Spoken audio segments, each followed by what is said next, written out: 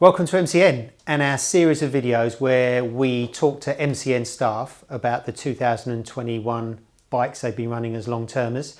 And today it's all about Jordan's Harley-Davidson Pan America. Now, just before I speak to Jordan, really give you an idea of the story so far with this bike. So this is brand new from Harley. It's their first ever adventure bike. Obviously they're well known for cruisers. Came out in 2021. We did the launch of it. Did some comparison tests. I've ridden this up against a GS, which is kind of the king adventure bike. So that was always a high bar to reach. And actually the Harley's pretty good. With a sort of a caveat, it's good for a first attempt an adventure bike. It's got its pros and cons, which you can see if you read our reviews. But what we're really interested to know is what it's actually like to live with. Jordan's going to tell us a big story about this bike. So first of all, how long have you had it and how many miles have you done? I have had it since about June 2021. So what is that? It's about 7 or 8 months, something like that. Yep. And I've done just over 7,000 miles on it. So not a pretty good going for quite a short space of time. Yeah. It's about the average someone to ride in a few years. Yeah. It's quite a good sort of evaluation of what it might be like to own for 3 years. Exactly. You get it on like a finance deal or something like that. Yeah. But not as much as we would normally ride them, or I would normally ride one in a typical Well, because of the world's a different place at the moment. Yeah, exactly. Where have you been on it? I've actually managed to get around quite a bit. I've travelled a bit around the south and the southwest. I've not managed to get away on it internationally, which is a bit of a shame. It would have been really nice to do something long distance, either to Europe or maybe North Africa, something like that. Get a real test of an adventure bike. But I did manage to get up to Northumberland, saw a couple of friends up there, did a little bit of gentle off-roading. We did the Northumberland 250, things like that. So I've got around on it, definitely. Yeah. And what does it cost as it sits here? So when it was delivered in 2021, as you see it here, it was £16,750. So the base model of the S, which is the semi-active stuff, all the nice things, the things that you actually want, was 15.5. And then it was extra for this two-tone paint. Right. It was extra for the suspension that lowers. Yeah. It was extra for the spoke wheels, which is pretty standard in a bench bike world. For 2022, all the prices have gone up significantly. So the paint's more expensive, the wheels are more expensive, the base bike itself is 1,200 quid more expensive, something like that. They haven't announced a price for the adaptive ride height for this year yet, but assuming that stays around about the same or gets more expensive, the whole bike's about £2,500 more expensive this year than it was last year. So as you see it now, it's probably about 19 grand. But also it is adorned with extras, it's worth noticing. So the skid plate on the bottom is an extra, the little grille which is on the front of the headlight is an extra. Yeah. These pannier racks, that rack there is an extra. The thing that guards the exhaust down there, that's an extra. Yeah. You know, it's I'm surprised they didn't charge you extra to deliver it with tyres on, to be honest. We're talking to tyres. These don't look standard. So what have you changed them from and to? That is an excellent question. We know what we got on now anyway, don't we? Yeah, we got Dunlops. I can't remember what they came on as standard, but they're dual purpose, aren't they? Yeah. Okay. Yeah, so the standard OE tyres it comes on are actually really good. I was really impressed with them. And I only changed them when they went square. Yeah. And I only changed them because you couldn't, at the time, there was loads of tyre shortages a few months ago and you couldn't get them. But also part of the reason was I wanted something a bit more knobbly, just to try something else. There is an official fitment one, but again, it was just a nightmare to get hold of. But these ones are great, they're really impressive. So what are they exactly? These are Dunlop Mission, Trail Mission, something Mission. So they're more for a little bit more off-roady than they're a bit more off-road. They're actually a really new tyre and they're a really interesting tyre. So they come in different tread patterns depending on what size you get, different cuts. They're designed for big heavyweight adventure bikes like this and specifically for long life, especially at the middle. And there was a lot of people who said at first, you might not be as grippy, you might not enjoy them as much. I found them great. I've ridden them in miserable weather, in cold. You maybe don't feel quite as progressive as the standard OEs or like a good road tyre, but they're not going to slow you down or hold you back, and they give you a lot more option off-road. Are they good off-road? I've done some very, very gentle trails on these, and they were better than the standard tyres. I haven't tried anything really gnarly, but I wouldn't want to do anything super gnarly on this sort of bike anyway. No, that's right. Or anything muddy. But the sort of thing you're going to take this bike on, unless you're an absolute hero, they're going to be great. Yeah. And they all fit. There's no like adjustments that really need to be made. The only thing you need to do is, and this is the same with the OE ones, is when you fit knobbly tyres, it has to go to the dealer so they can tell the computer that you fitted knobbly tyres. You can't do that yourself. Oh, right. Just to recalibrate the electronics. Yeah, and it unlocks the sort of off-road pro mode, if you will, which gives you a bit more slip and a bit more and less ABS intervention on the rear wheel.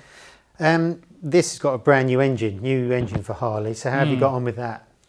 The engine is amazing. The engine's the best bit about the bike, in my opinion. So this is the Revolution Max, I think it's called. Yep. 1250cc there or thereabouts. It's a variable valve timing engine, which is again all new for Harley. There are some like classic Harley traits in there, so it's still got hydraulic lifters, so you never have to have the valve clearances done and stuff like that. But it's an absolute peach. It's really, really great. It adjusts the timing depending on what kind of throttle you give it.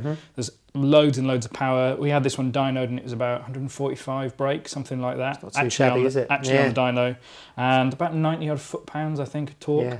It's absolutely loads. And it's really, really impressive. It pulls really hard in every single gear. Yeah. It's really smooth. The induction noise is brilliant. I mean, I really rate V-twins. I really like the way they deliver. And sort of to go with it, the throttle connection's really, really excellent. I mean, everyone's different, but on a lot of bikes, I tend to leave them in normal mode. I don't put them in sport modes because I find, especially on like modern Japanese bikes, the sporty modes, they're just too aggressive, and it's tiring to ride them.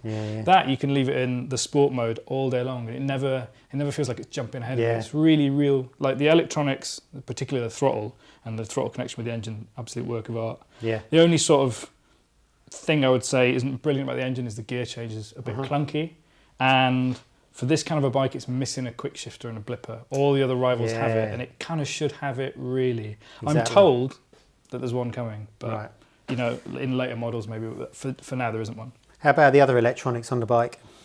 Yeah, again, the rest of the other electronics are really good. The ABS, I can't remember if I've ever felt it intervene, but certainly not. I've not kind of got to the point where it's been annoying me or anything like that. I've definitely felt the traction control a couple of times, but it's intervened in a really, really good progressive way. Yeah. Cruise and all that kind of stuff works great. The electronics in the dash are, for the most part, pretty impressive. In particular, the smartphone connectivity. So you can get mapping on there. There's an app, works really well, really easy. You can connect a Senna to it, so you can listen to music, take calls, all that kind of stuff. Really great. The only thing is they've had some sort of weird electronic issues with it. So for instance, the clock never worked properly. Right. Always just showed a random time, which was just a bit of an issue, really. But other than that, for the most part, those sorts of electronics have been really good. So far, so good. The electronics also, they're in the suspension, aren't they? So you've got electronic damping and ride height adjuster. So when you come to a stop, it does a low rider, doesn't it? Shape shifts like exactly. A GP bike. So so it's got adjustable damping, and that's semi-active, so it just kind of takes care of all that itself. You don't fiddle about with it. You can, I think you can go in and mess about with the modes, but I've just left it as exactly as it is. So the ARH, the ride height adjustment, is a bit of a revelation, really, total game changer. In fact, we gave it an award, didn't we? You know, for sort of in the MCN awards. It's super impressive, especially for someone like me, who's particularly adventure tall. Bikes are normally really tall, aren't adventure bikes are normally really tall, and you end up with this weird compromise where they either put a really low seat on it, and then you end up with this horrible position from the seat to the pegs, and it's not very nice to ride, or they put a high seat on it so it makes it comfortable, but then you're on tiptoes and it's really unsteady. Whereas I've never had any wobbles on this, not a single one. So basically the way it works is as you come to a stop, as you slow down, it basically lets all the preload off the rear wheel, and it just sits down. And depending on how, if you've got a passenger and luggage on there, it drops by about 2 inches. Right. If you're just riding around, maybe a couple of centimetres, something like that. But it makes a really big difference, and it's super impressive. I'd be surprised if more people don't bring this soon. It can't be long before BMW, who already have fancy electronic systems, bring something like that to a GS. But again, it's one of these things that when you ride it, you're like, oh, this is really good, I'm really enjoying this. You just get used to it. And it's not until you ride a different adventure bike that doesn't have it that you realise how ungainly they are at times. And you suddenly think, God, how did we ever live with this? That's right. Well, that's good. So just in general, what do you like about this bike? For what I want from an adventure bike, it does it all really well. It's really comfortable. It's got nice things like cruise control, heated grips, good stuff, and sat nav in the dash. You can sit on it. You can cruise along big roads. I mean, it's a bit wallowy sometimes, but it's just nice, comfortable. Yeah. And that's what I want from an adventure bike. I don't want, personally, a really aggressive off-road focused machine, because I already own a KTM dirt bike. Yeah. So I don't want that from this. I want something big and comfortable. Yeah. And that's what I think it does really, really well. Yeah. What about, you've lived with it now all this time, is there anything you don't like? It's the most unreliable bike I've ever owned. Oh, really? By miles. I don't think I've ever had a single letdown from a long-term bike ever. And this has had loads. What kind of things? Oh, so from the top. So the first thing that went after about a month and a half, something like that, flew into limp mode when I was on the motorway, doing about, I don't know, some sort of, not a motorway officer policing speed. Yeah. And it just went boom, like that. Limp mode, all the warning lights flashing. Got it onto the hard shoulder, wouldn't rev, wouldn't run. Didn't know what the problem was. Managed to crawl it to services, and then it kind of ran a bit properly then, kept it in limp mode, managed to get it to a dealer who plugged it in and discovered it had thrown an error on the front camshaft position sensor. Oh, right. So they stripped the bike down. I was sat out at the front having a coffee, and I was thinking, I was taking so long. Walked into the workshop, and the whole bike was apart. Right, yeah, right down to the tops of the cylinder heads. And basically, some water had got into the little connector that holds the camshaft position sensor, threw an engine warning light. That was it, kaput.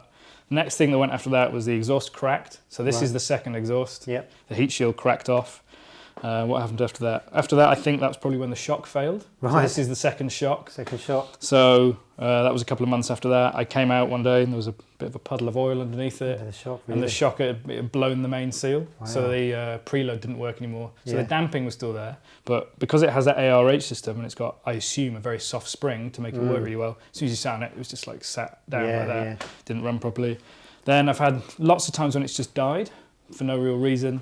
So I don't know, a couple of months ago, I was in the Peak District, 1 o'clock in the morning, seeing some friends, died, wouldn't start, fired it up, rev to 4,000 RPM, limp mode, wouldn't work, that's so again. And then even 2 days ago, I pulled into a petrol station, filled it up with fuel, came out, key on, click, click, click, nothing. I had to bump start it. It's been a bit great. It's ended up really unreliable and just feeling kaput. And it's undermined all the confidence I've got in the bike, quite a lot. And you know, for something like this, something adventurous, you don't want to have to think all the time, am I within towing distance of a dealership? Yeah. Because if it goes wrong, who's going to come save me? Yeah, yeah. And it's got to the point where I'm actually nervous about riding it anywhere. Wow. You know, like if I have to go a long distance, or if I'm going to go, I went to see some friends a while ago as a holiday, and I was nervous about taking it because I thought, what happens if it breaks down when I'm there? I'm going to have to get recovered all the way back to London, or I'm not going to get there, stuff like that. Yeah. And it's been such a shame. And the thing is as well, I know this isn't the only one that's like that. So as pure happen chance, I was on a plane a few months ago, and I got chatting to the bloke next to me, and he just ordered a Pan America. What are the chances there? And we started talking about them, and he showed me some Facebook groups that he was a member of. And there was loads of people in there complaining the same things. Really? Cracked exhausts, clocks not working, issues with shocks, conking out, all this kind of stuff. And you know, I know it's their first bike, and you can sort of forgive people a little bit. Sometimes these mistakes happen, especially new production runs. But it's not Harley-Davidson's first motorcycle. No. They've made premium quality motorcycles for a long time. You've owned one. I've owned one, I've owned a few Harleys. I mean, I own a Sportster and a KTM. And I was kind of, in my mind, I thought this was going to be the perfect combination of the two. And it's just left me feeling like so disappointed and so underwhelmed. Wow. Like when it first arrived, and I should say more accurately, when I read the spec sheet, because I followed this bike for years, and I've always loved it. I even like the way it looks, which I know is the weirdest thing of all things for a lot of people. Yeah. When I first saw the spec sheet, I loved the bike. I got really excited about it. And then it was delivered. I rode it for the first couple of times. I fell in love with it so completely. I started thinking about how I was going to sell my bikes to buy it. Yeah. And now it's got to the end of it, it's ready to go back. And I'm at the point now where I couldn't recommend that someone goes out and buys this one. Yeah. I recommend you wait a couple of years until they've ironed out all the problems, till it's a couple of generations down the road, then buy one. It's a 20 grand bike. Yep. What about the durability of it? It should be perfect. Sadly, it's not. Okay. If you come look around the sides of it here, it's furring up on lots of the little features. Yeah. There's rust on lots of little bolts. Again, it's just not very good for what is quite an expensive bike. All these spokes have lost their shine. They're really dulled, so I think they must be chromed rather than stainless steel. Yeah. Things like that. The closest bike I've had to this as a long-termer was I had a Triumph Tiger 1200 about 3 years ago. And in terms of spec and price, that's an equivalent bike. I did 20,000 miles on that bike in a slightly longer time frame. There wasn't a mark on it. No corrosion, no rust, no nothing. It was perfect when it went back. And I've treated this just the same. I've washed it, I've cleaned it. And because, you know, I had an accident not that long ago, so I haven't ridden through winter. It spent, you know, 6-7 weeks in a garage, and before that, God knows how many weeks at a dealership because the shock was blown and all that kind of stuff. It hasn't really been ridden that much in bad weather. Yeah. So it's really disappointing to see the fittings and fixtures aren't very good.